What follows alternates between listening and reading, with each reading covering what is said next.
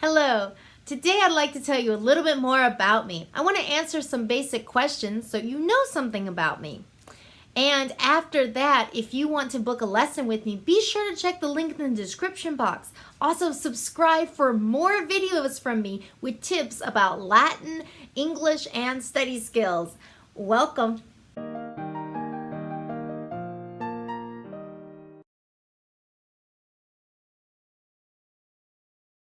First question.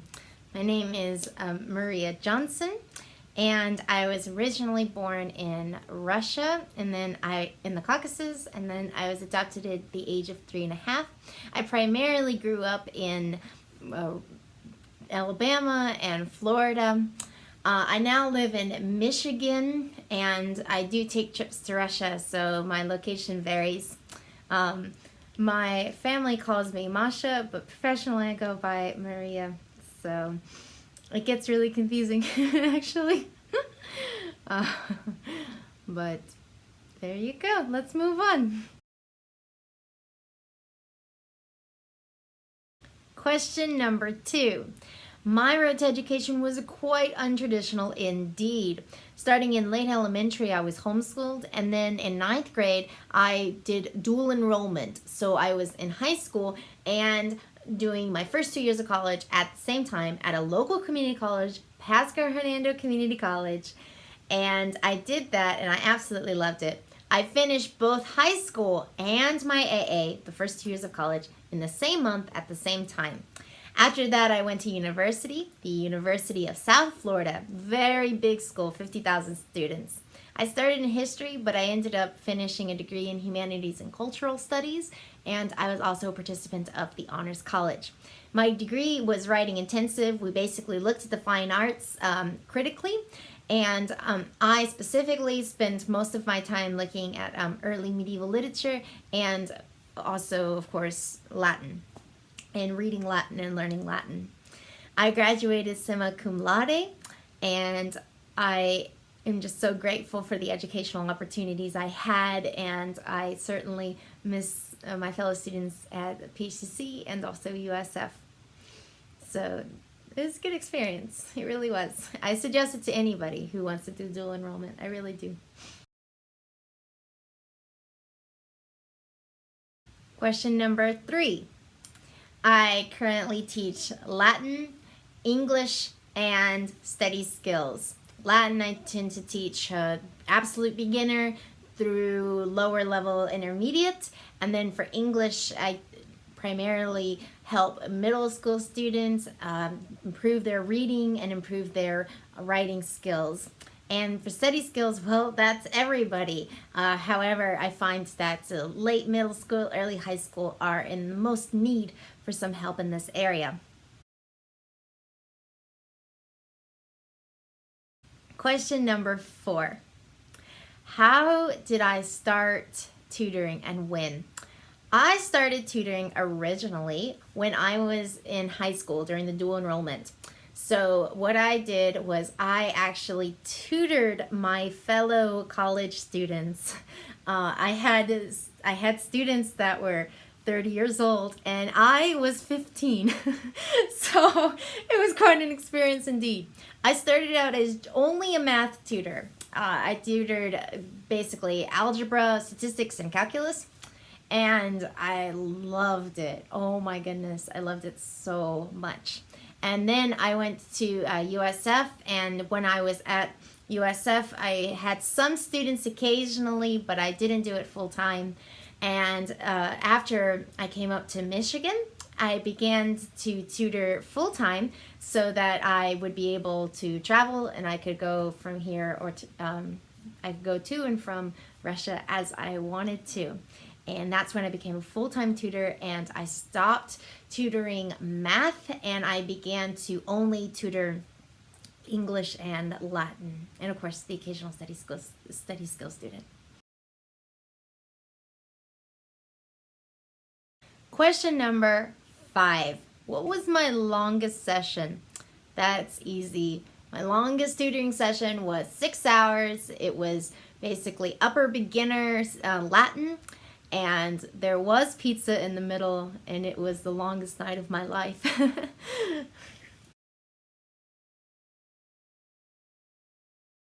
Question number 6. What was my hardest tutoring session? That's a difficult question to answer.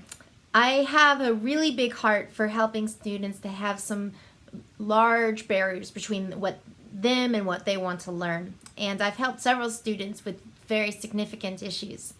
And I remember when I was at PHC in community college, I helped a much older lady in very, very, very basic math. And we did 3 sessions on the exact same thing, and we did not get very far. And it was very hard for me to see her struggle so profoundly.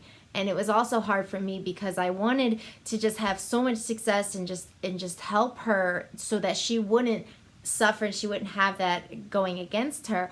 But we weren't able to just eliminate, of course, the issues. And I was very young at the time, and it was the hardest lesson for me because she both struggled, and we together nearly didn't make any progress at all because of that.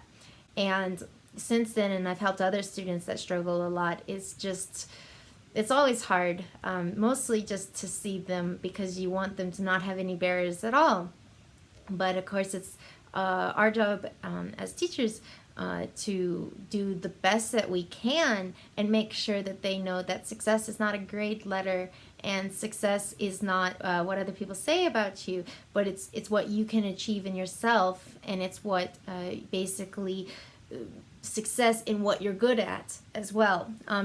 That particular lady knows that her success is not going to ever lie within math, but she may be amazing at something else. And so no matter how much a student struggles, it's really important to help, and I've learned that it's really important to help them see their value either outside of academics or in a different subject, because success is not in a grade letter.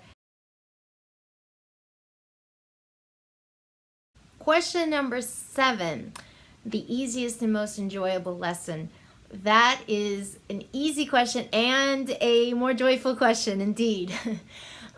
My favorite lessons are always upper beginner Latin lessons, when we can just take a text and we can just translate it, talk about interesting words and constructions.